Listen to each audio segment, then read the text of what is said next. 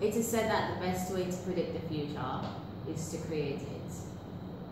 We're not doing a very good job when it comes to creating good futures for our young people in this country. One issue that we tend to ignore is poor parenting. Poor parenting is destroying our country. It is time that we address the poor choices that young people make that contribute to crime, poor economic development, and poverty in this country.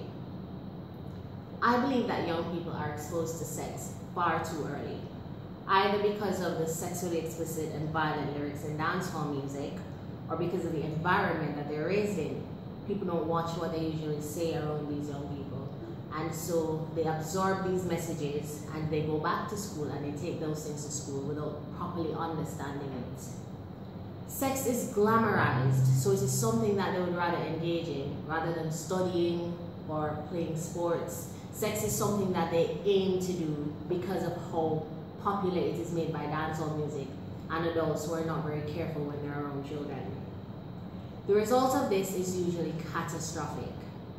We end up with an epidemic of teenage and single mothers and absentee fathers, because a lot of these men who impregnate these young women do not really want to be fathers. They only wanted to have sex with them. And so once a child comes along, they leave and are on to the next one. Mothers are then forced to raise children on their own, and so a lot of these children seek out father figures in unscrupulous characters. These people offer the children aid by either giving them lunch money or helping their parents to take care of them in some other way. And in the end, they take advantage of these children. When it comes to the young girls, they usually sexually abuse them. When it comes to the young boys, they expose them to crime. This is one of the main reasons why we have one of the highest number of child sex abuse cases in the Caribbean. I actually mentor a student in St. Anne who confessed to being sexually abused by a so-called uncle.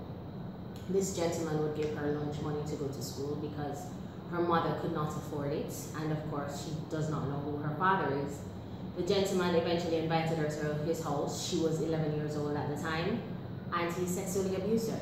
She told her mother. Her mother said, look, you're going to have to put up with it because the fact is, we need him. We need him to give you lunch money, otherwise you will starve. Things like this happen, and they continue to happen because there are no father figures, and because there are so many single mothers, and of course, with the high unemployment level, a lot of these women cannot find jobs to properly take care of their children.